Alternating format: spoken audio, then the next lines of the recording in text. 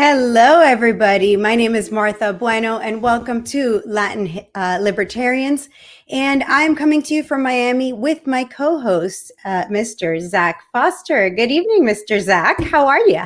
Good evening, Martha. I'm a little confused, though. I actually thought that I was going to be showing up for the episode of Let's Promote Statism, and apparently I ended up on Latin Libertarians. That was my mistake, but in the spirit of good relations with everybody, let's do this Libertarian show. Absolutely. So no statism for right now. No authoritarianism and no statism. We firmly oppose to those issues. So let's first explain what we're doing here tonight. We usually do this show in Spanish. Usually. And why is that, Zach? Why do we do a show in Spanish? Well, we did a show in Spanish, and we started actually close to a year ago. We're going on 9 or 10 months now, and we're in our second season of that show in Spanish because we wanted to create a body of constant libertarian content in Spanish that could appeal to people on both sides of the border. What is the border? Well, south of the United States. Could be appealing to folks in Spain, in South America, Central America, Mexico, Spanish speakers over here. We were really hoping to appeal to more Spanish speakers over here, and it turns out we got a lot of people in South America. But we want there to be libertarian content in Spanish and also libertarian commentary on what's going on in the United States in Spanish, because a lot of Latin America's liberals, they look to kind of the American right in general for news and information, which means they're looking at Fox News. And I'm sorry, not sorry, Fox News is not exactly the best platform to go to if you want accurate information on what's happening here. So there's a myriad of reasons that we did that show, and I think we've been doing a pretty good job so far. I would agree. I mean, we are the ones doing it, so I don't think our opinion really counts here. But oh no, our opinion definitely counts. Our opinion counts like 200%. I wish well, voting if in anyone state would like to convention was comment, like that. our comments are open. We are looking at them. We are monitoring them. So if anybody has anything to add, please go ahead and do so in the comments below. We will pick them out like we are right here every now and then. So we did start with Joe Jorgensen's campaign because we did realize that there wasn't a whole lot of Hispanic content regarding Joe Jorgensen's campaign. So that is where Zach and I began this mission of producing this content in Spanish, translating her videos and doing these little shows every week, every Wednesday night at 9 p.m. For the Hispanic community. And we wanted to take this opportunity and do it in English so that we could let everybody know what we've been up to. Yeah, as a matter of fact, if you're a South American libertarian, then you probably have a really great idea of who we are. But a lot of the American libertarian folks from our country still don't really know what we're doing other than jabbering in Spanish every week. So tonight we're going to talk a little bit about our activism, and we're going to be giving you guys some pretty key information in English because what's that word that you guys hate? We want to be inclusive. Yes, we want to be very inclusive. Yes, please don't call us Latinx. Yeah, don't call us Latinx. So we want to be inclusive of all things except the term Latinx. This is not a repudiation of anybody who identifies as gender fluid or transgender. It's just that Martha and I, for the purpose of preserving our language and our culture, not just Anglo culture, but the one that our parents and grandparents gave us, we have decided to agree with the Royal Spanish Academy that Latinx is not a thing. Spanish has gendered pronouns. If somebody wants to tell us what their pronouns are, tell us what your pronouns are, but we're not going to start changing the rules of the Spanish language. So not only that, we are not really hard to say in Spanish. There is no X the way it is in America. It is X. So Latin X in Spanish is actually Latino X, which is that would be a really interesting point for folks to try to force that term Latinx on us. It is cultural imperialism, albeit from the left, and you could call it that, cultural imperialism, because the assumption of gender norms and what the language ought to be is coming from the viewpoint of an English speaker, and they're thinking about English grammar rules and pronunciations. Latinx sounds snazzy in English, but in Spanish, it just does not translate until you start cutting off extra letters in the word. So we're just going with the Royal Spanish Academy. We're going to speak basic Spanish the way that it is. Meanwhile, we're going to promote the rights of everybody, including transgender people and even people who identify as heterosexual conservative Christians who are keeping their birth gender. We fight for everybody's rights. We're just not we're not doing the SJW thing with the language. It's also super lazy because you've got how many tens of thousands of people in ICE prisons. However, the number one thing that people want to bash us on is we're not saying Latinx. Sorry, let's improve the quality of life for Hispanic people on both sides of the border. And then once we've reached that beautiful utopian stage, I'll be willing to have that conversation about Latinx. To answer Dan Fishman's question, yes, nouns in Spanish also need la, lo, so it's still gendered, regardless. Even if you do say Latinx, there's still gender in our language in all aspects. Things like doors, anything, every item in Spanish is a gender. A door is female, a car is male. It is the way it is. We're not going to remove gender by Latinxing the language, so. Anyways, moving on. We do have some videos from. Let me preface and say that we have been having great success reaching out to libertarians across Latin America. Latin America and on this side of the border too. One of the reasons why let me just explain something to the American folks or to the Anglo-Americans. This is something that we call the workaround relative strategy. A lot of Latinos, unlike the Anglo population, the overwhelming majority of whose ancestors came to this country 200 to 300 years ago, most of living Latinos in this country, their ancestors came here within the last 50 to 75 years, if not sooner. So we have a lot more active contact with our relatives back in the home country, and people, even friends back in the home country, they have relatives over here who don't know us yet. But it's a great way of circular networking with these different Latin American libertarians. For example, my friend Kyle Varner and I have been very active working and supporting libertarians down in Venezuela. We're going to get more into that a little bit later. But one of the members of the Venezuelan libertarian movement just arrived in this country as a refugee. He's in Florida right now, actually. And one of the activism projects that I do on the side, we help refugees with some of the basic consular services when they have governments who are maybe a little bit unstable and not able to provide them consular services. So we're actually advising and guiding this Venezuelan dude, through the process of applying for asylum inside the United States. And hopefully he's going to be successful. But we've got a pretty high success rate with what we do.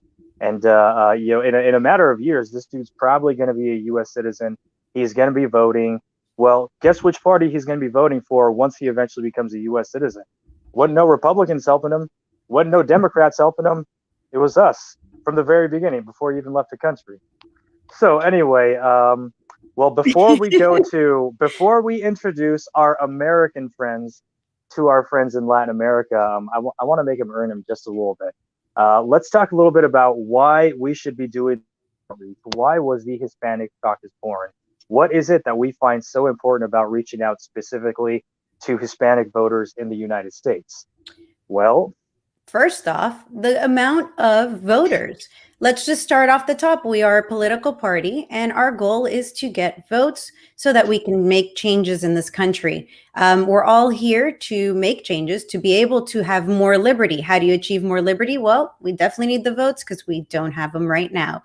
So Hispanic voters account for, what percentage, Zach? 70, let's see. Well, right now, approximately 1 out of 10 American voters is Latino, but that is actually people who actively voted. There were 18.7 million Latino U.S. citizens who registered to vote, and there were 16.5 million who actually voted. That makes about 1 out of 10 American voters. However, I'm just going to be completely clear with us. What were our 2016 vote totals national? It was 4.4 million. Yeah, and our 2020 vote totals national was 1.8, 1.9 million. So when we look at just the 16.5 million% of Latinos who voted, many of them who aren't particularly loyal to a political party, they tend to vote on issues, or they get scared by, this is the historic election. Yeah, if you do the math on the 16.5 million voters, which that was actually 53% of Latinos eligible to vote. The number of Latinos in this country who could vote is closer to 40 million. So just the margin of error of low-hanging fruits is comparable, if not bigger, than our previous national vote total. This is something that we ought to be taking advantage of, because before anybody gets tunnel vision on, oh my gosh, they want to be focused on Hispanics and Latinos and this and that and speaking other language. Dude, these are U.S. citizens that we're talking about. Yes, it helps that we do networking with libertarians in other countries. It helps that on my downtime in my activism that's not LP related, I'm helping refugees. But when we're talking about libertarian activism in the U.S., we're talking about people who live here. We're talking about U.S. citizens. We're talking about voters, all right? These are American citizens, and there are millions of them whom I'm willing to bet believe that they don't have a political home. And they either vote Republican because, Republicans are tough on communism, and the communists were the people who ruined their parents' or grandparents' home country, or they'll vote Democrat because immigration is really important to them. And also, they haven't heard a good pitch from a libertarian, because that particular pitch is one that's lacking in our party. Do I blame our Anglo-American party members for that? No, because it would be like somebody asking me to go make a marketing plan to reach out to Hmong voters. I don't know the Hmong language. I don't know Hmong culture. I don't know what specific issues are important to that community. I would be totally lost. So we don't blame anybody that those pitches, those strategies did not exist. We simply decided to bring a solution to the table instead of joining the ranks of people on social media who are complaining. This is correct. We decided to get to work. And I think one thing that we definitely need to make clear here is that the Libertarian Party, although we don't all agree on open borders, I think we all pretty much agree that people should be able to move freely. And moving freely is something that appeals, especially at this time, to Hispanic voters, because, again, they are the ones that are currently coming to this country in mass quantities. So we are trying to get that point across. We are, whether you're for open borders or not, getting people here and allowing them to move freely, whether it's to the United States or anywhere else. You never know. Maybe us Americans at some point are going to want to move somewhere else. So freedom of movement is something that the Libertarian Party believes generally, and that is what we are promoting. We are promoting freedom to come and seek a better future for yourself. Joe asks a question. Are there any Hispanic libertarians currently running for office? Thank you, Joe. I am currently an elected official, and I am also running for office here in Miami. I'm running for Miami-Dade Commission, District 10. So, Hooray! Yeah. And what is your ethnic background? More specific than Latino. Well, I am Cuban. My parents are Cuban, and my parents left the island of Cuba my father 1969 and my mother in 71. So my father was a political prisoner in Cuba and escaped via Guantanamo, the naval base. So that is how we got here. And Zach, you are? I am Mexican American. Before anybody is fooled, I get my last name from my father. He is Anglo American, but my mother's family comes from Chihuahua, the mountains of Chihuahua. Recently enough that my grandmother was literally born in a log cabin. I'm not talking about a wooden house in the mountains. I'm talking about like Abraham Lincoln style log cabin. That's where my grandmother was born in the year 1940, because while electricity was just barely getting installed in a lot of rural places in the United States during that decade, Mexico, a lot of places would be going without electricity for another 40 years. So literally 1940, my grandma was born in a log cabin in the mountains of Chihuahua. And eventually my grandparents came to the United States. There's a question on the screen. Do I like Fidel? Hell to the no. Fidel I think that was for me, Zach. I'm going to say hell to the no to that one too. Well, I don't know you're being Cuban American. I guess I could let you answer, but I got a different claim to Cuba. Yeah, I don't think any person who has left the island of Cuba likes Fidel and or Raul or Díaz-Canel. The reality is Cuba is a dictatorship. and people do not have any freedom whatsoever.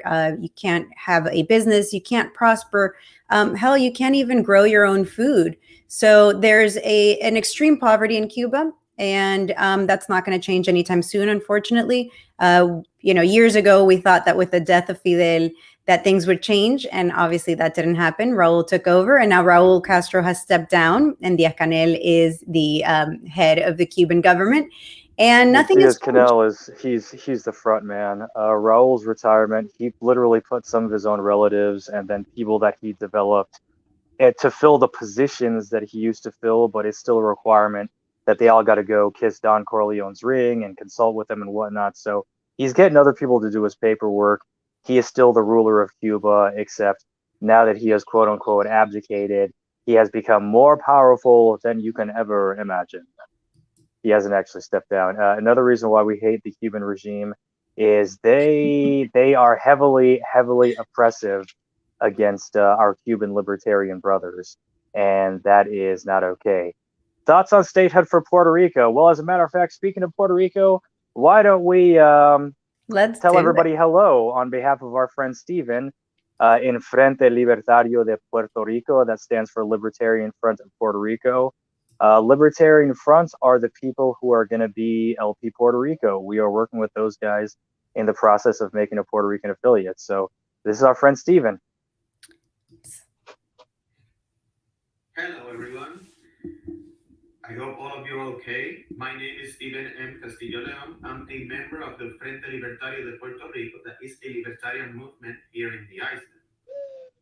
I would like to thank Martha and Zach for inviting me to send this video to all of you. And I would like to invite every Latino or Hispanic to join the libertarian movement.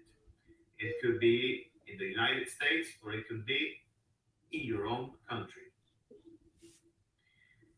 As Dr. Ron Paul used to say, we need freedom, prosperity, and peace. I would like to thank you for your attention, and let's go make freedom popular again. Yeah. Yeah. So statehood for Puerto Rico was the question. My personal opinion is no. I'm going to cede, though that really depends on the will of the Puerto Rican people. However, I agree actually with Steven. Steven being a Puerto Rican and a libertarian, we've talked about it a lot.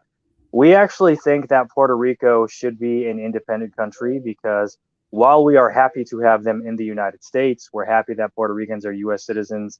Most Puerto Ricans feel like they are distinctly a separate country. They are simply part of our federation. They would like to be independent. They also recognize that there is a lot of poverty on the island. There's a lot of resentment towards the U.S. And because of that combination, Marxism and other forms of socialism are extremely popular on that island. Also, Fidel Castro thought is extremely popular among Puerto Rico leftists. So I do want Puerto Rico to be independent, but first I want it to be a huge American tax haven and make a lot more money than it's doing right now. And I want it to get more prosperous with Puerto Ricans, libertarians elected over there in Puerto Rico. Because if Puerto Rico were to go independent tomorrow, then the Cuban regime would take that country over within a couple of years and turn Puerto Rico into a communist colony, just like they did to Venezuela and Nicaragua. That is correct. So we do have some other videos we would like to show. Yeah, we want to show you some other libertarians around Latin America. Really cool folks, very respectable folks. Yes. Let's talk about Mexico. Let's talk about Mexico. So we're going to share. I think it's going to be just in the background, though, because it is in Spanish. Yeah. We're showing you some folks. So this individual is Gabriela Calderon. She is actually the head of the Cato Institute's branch in Spanish, Instituto El Cato.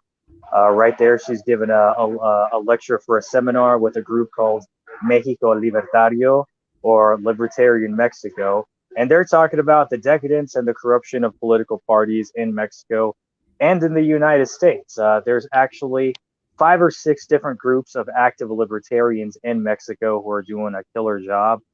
Several of them claim to be LP Mexico, but Mexican politics work a little bit differently. They're also regionally based. So there are multiple LPs in Mexico, but it's not like they're competing in the same area. There's a lot that we can work with those folks. And as a matter of fact, I was just at the California State LP convention, and I was talking with Richard Fast on the XCOM, and we were planning and scheming for how libertarian activists in the Southwest would be able to make something happen with some of our libertarian brothers across the border. And if anybody over in Texas is watching, then if you guys want to, join in on this fun, some of the fun that the Hispanic Libertarian Caucus is having, well, send us a message either to Martha or myself. But anyway, there's a lot of really cool stuff happening with Mexico. Let's talk about what's happening in Cuba. Well, speaking about Mexico, let me just give anybody who speaks Spanish who's interested, El Partido de Mexico, the same people we just showed the video for, have invited me to be part of a talk that they will be giving on June 2nd at 3 p.m. Miami time, so noon California time. And it's going to have some of the people that you're going to see tonight. Andre Rufino from Brazil. There's going to be somebody from Italy, from the Italian party, Libertarian party, Spanish party. So it's going to be really interesting. And Antonella Marti, who was in our intro video. So very excited for that. And I look forward to continue working with the El Partido de Mexico. Outstanding. But that actually reminds me, because you're talking about interviews, what different nationalities of Latinos have invited you for interviews? Oh boy, really? You're going to put me on the spot like that? Yeah, I'm going to put you on the spot because, again, the majority of our Anglo-American libertarian brothers haven't been watching these shows. They don't speak those languages. So let's talk about the multiple TV appearances where we've been talking about libertarianism in Spanish. So, well, both of us. Let's go with both of us. We've done a few Cuban interviews. That's right, with Manuel Milanes. That gentleman has 50,000 subscribers on YouTube. He is a Cuban libertarian living in Florida, and he was at that killer event that we had in Miami a couple of months ago with Gloria and Antonella. He is a fanboy. So there's one. All right, so that's Cuban American media. Then we have Venezuelan with Contrapoder 3.0. That's right. You've been on Contrapoder, which means counter power or counterbalance, and that is a show by 2 Venezuelan exiles in Miami. Same channel, different TV show. I have been on Out of Order with Daniel Lara Farias. He is a Venezuelan journalist who does his show from Germany, where he lives in exile, and he is yet another journalist who had to flee from the country because Maduro was trying to kill him. So I've been on that show talking about what I've done, and some of my volunteer friends have done for Venezuelan refugees in the United States. Who else? Partido Mexico, I've done a few different things. That's right. Mexican libertarians have interviewed you live. And then we've both done streams. We've both done forums with the Brazilian libertarians and the Peruvian libertarians. Mm-hmm. We did that in Spanish.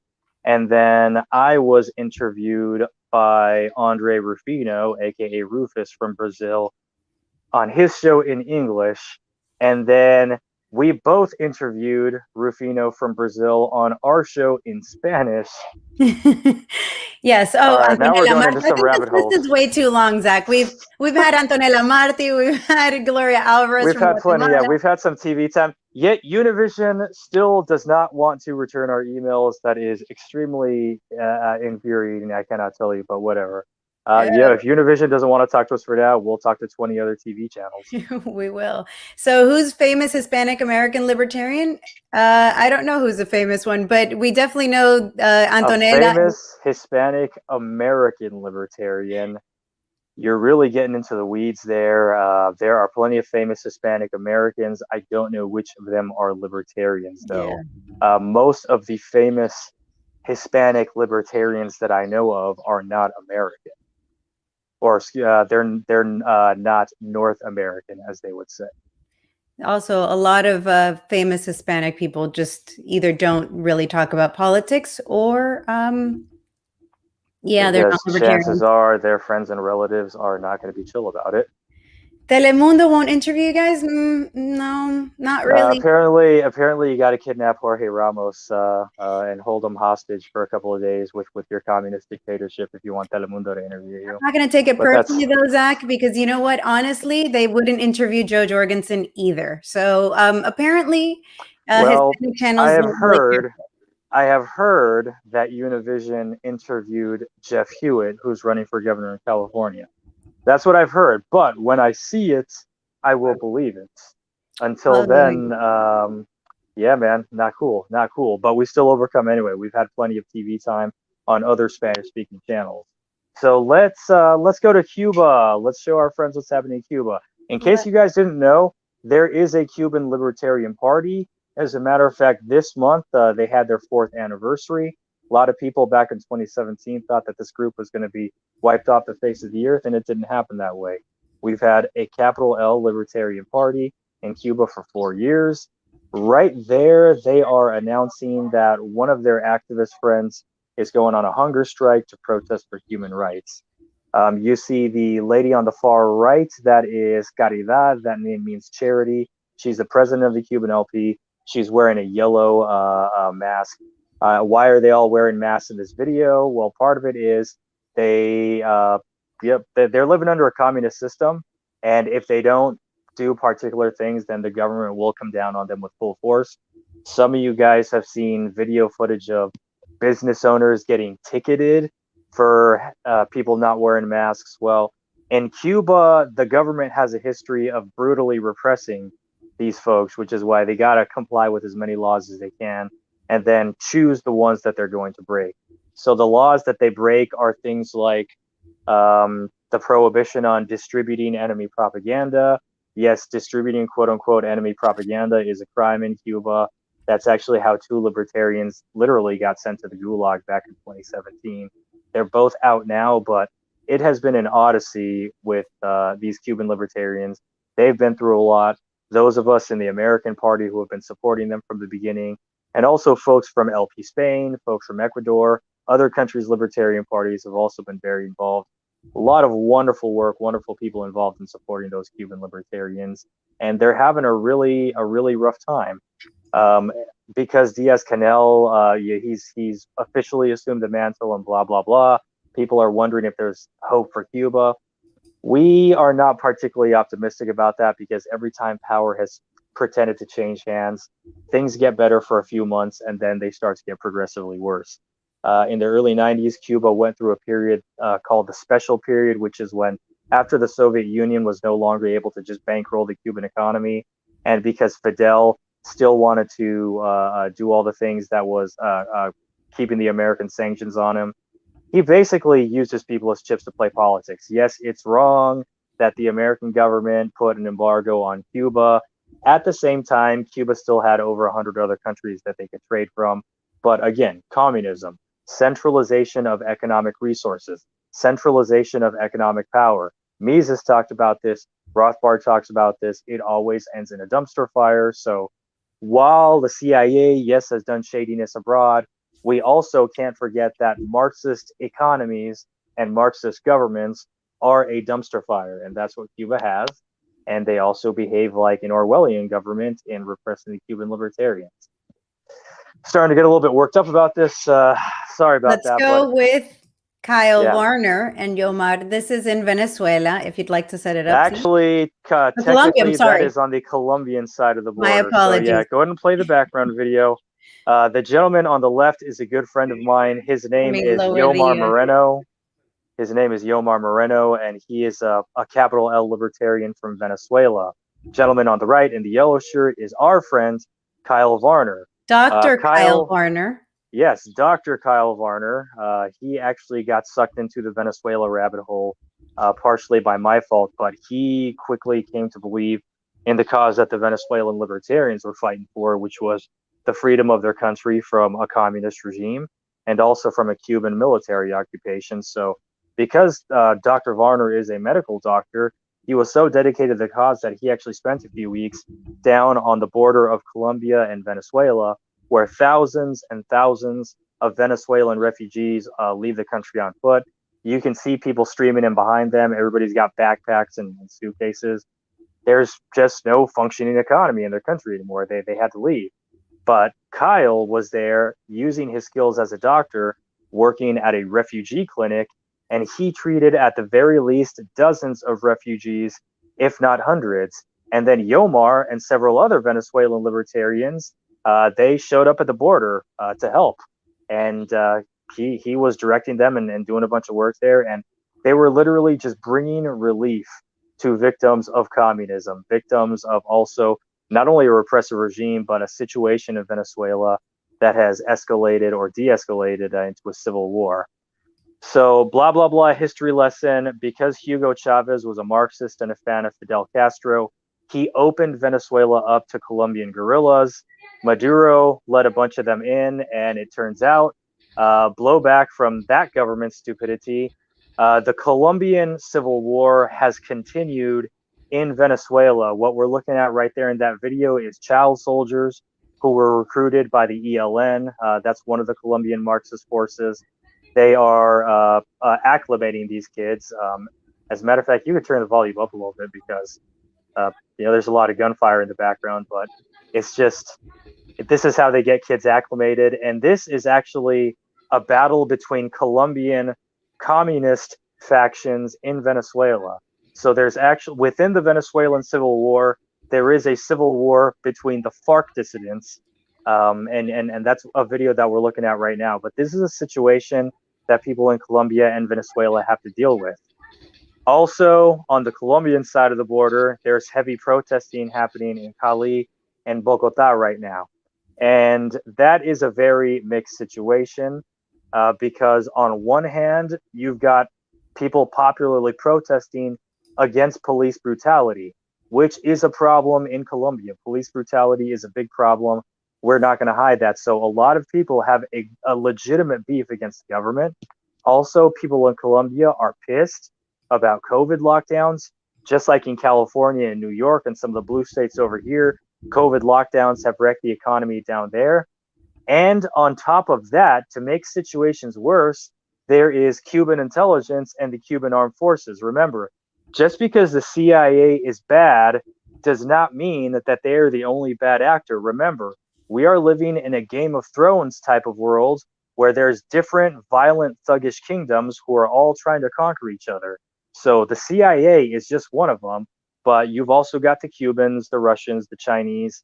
In this case, the FARC is a Cuban, it's a Cuban-backed insurgency. So the FARC and the ELN, Cuba has actually been infiltrating these guerrillas from Venezuela where they're hiding. They're dressing up as civilian protesters, and they're the ones who are inciting people to light things on fire and to go looting and destroying things. They're specifically trying to cause chaos to show that the Colombian state has lost control of the process. The reason they're trying to do that is because the current president of the Colombia is a conservative. The guy's name is Ivan Duque. In my opinion, he's a weenie, but this is Cuba's play. And they were doing something very similar in Chile last year. And in 2019 also, there were big protests there.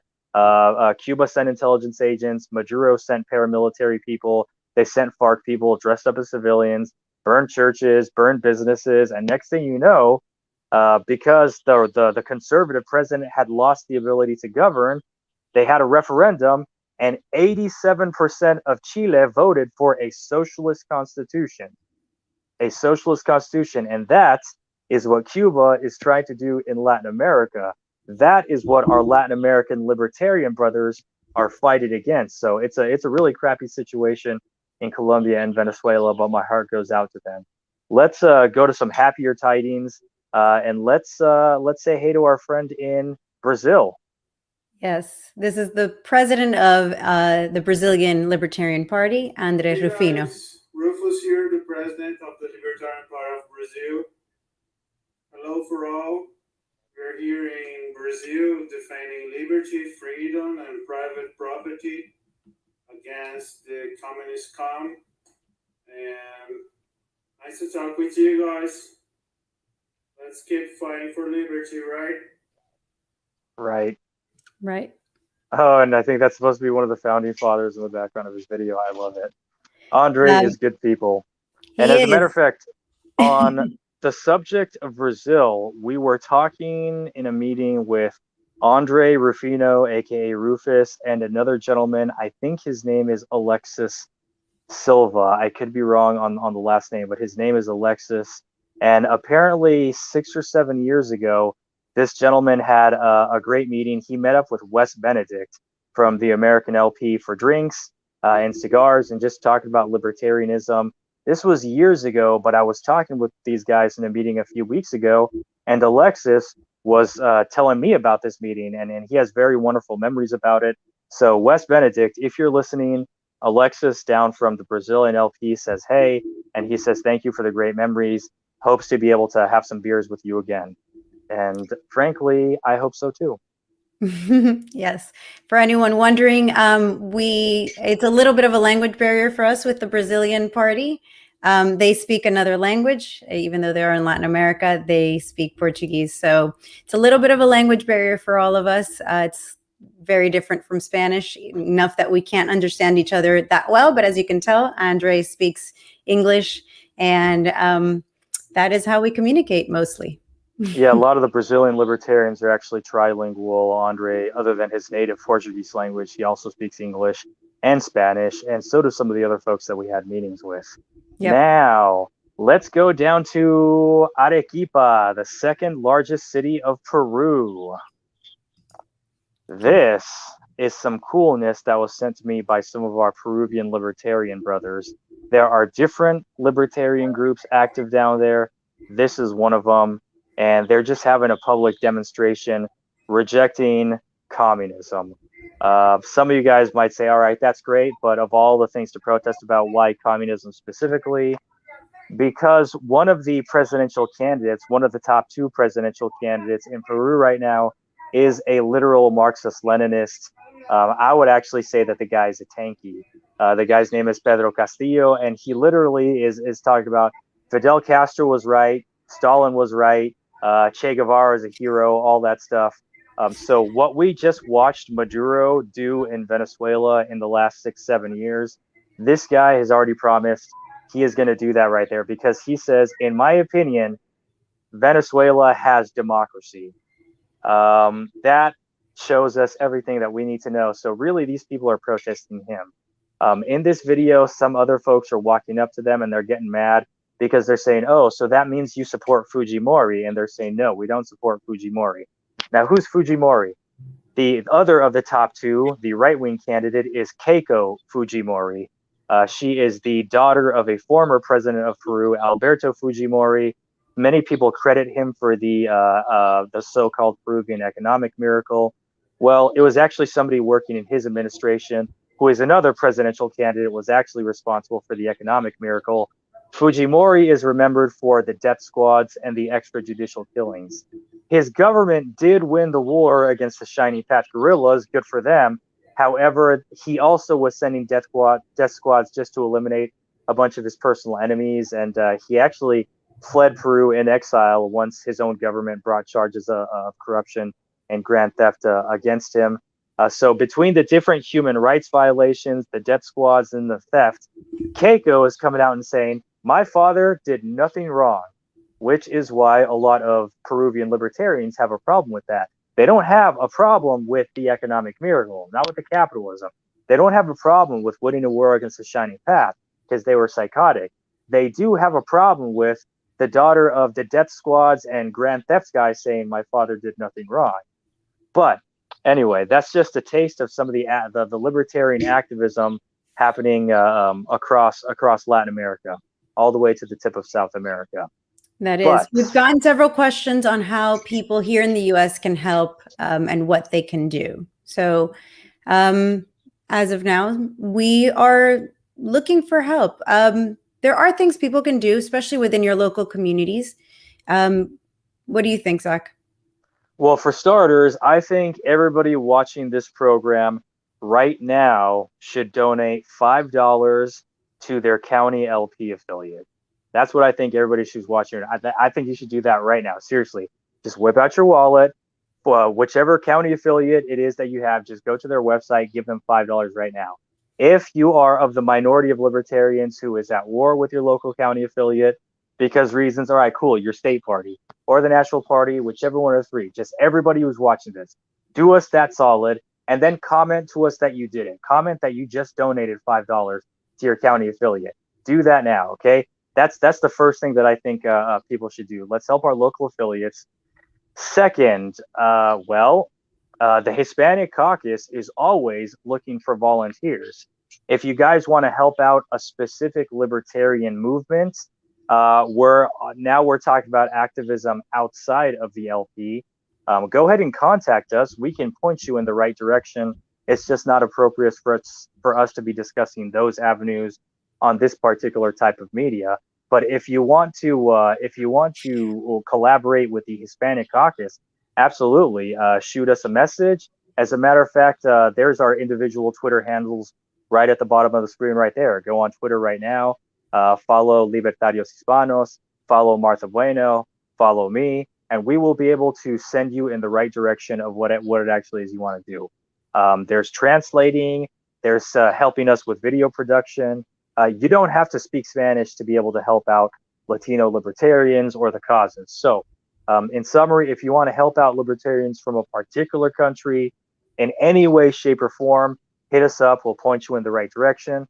If you want to volunteer for the Hispanic Caucus and you specifically want to get more Spanish speakers and just generally Hispanic Americans in the LP specifically, because remember, 60 million plus Latinos in the United States, 35 million Latino eligible voters in the United States, low-hanging fruit. And who benefits from this? Well, the party benefits as a whole, the country benefits, society benefits. Yes, Martha and me, our clout benefits. All right, so.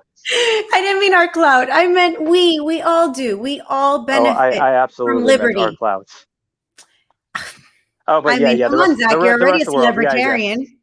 No, I am not a celebritarian. I am just a guy who's managed to piss off enough people that people remember my name, but I don't feel. No, John Stossel. John Stossel is a celebritarian. Gloria Alvarez is a celebritarian. Antonella Marti. Yeah, Antonella Marti is a celebrity. All right, you're naming off all these celebritarians whose names are not my names, so now I'm just getting sad. I don't know. I haven't gotten there yet, but I'm deeply, deeply flattered. That said, I really, really, really hope everybody watching this just donated at least $5 to their county affiliate. And if you don't like your county affiliate and don't know which county affiliate, then I'm going to recommend either Los Angeles County or Clark County. Sorry, not sorry. Everybody or else. Miami-Dade or Florida. Or Miami-Dade. Yes, I was the vice chair of Miami-Dade for 4 years. I am no longer. I stepped down last month, but they could still use the help. And well, with that, we're going to say thank you to all who watched. And we hope to see you again next week when we do this again in English. And we really hope that you donated at least $5 to your local county affiliate or Los Angeles or Clark County. Oh, and Libertario Hispanos will be back on Thursdays starting next week in Spanish on a new platform. So if you watch us on our YouTube channel, keep doing that. But we will be streaming live from People for Liberty. Yes, whereas we will be doing this show in English for the American Party, and we're going to be helping you guys reach out to more Latinos. And you know what? By this year, I would love to see everybody's statistics for how many more voters they were able to register in general, Latinos and non-Latinos.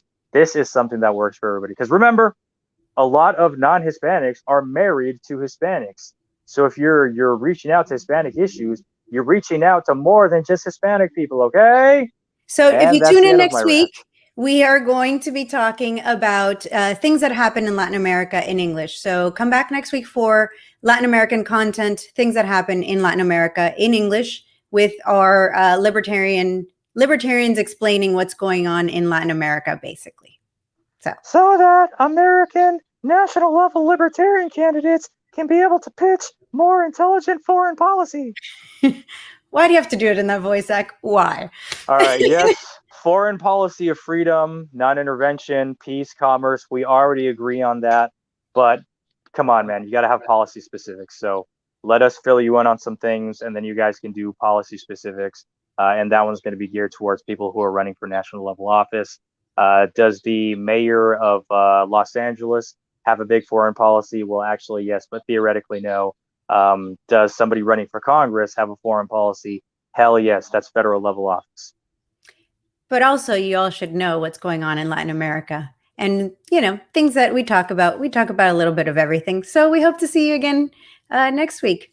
And Thanks hopefully for we can watching. soften the hearts of our closed borders libertarian brothers. We still love Zach, you. that might be We a just mission disagree too with you.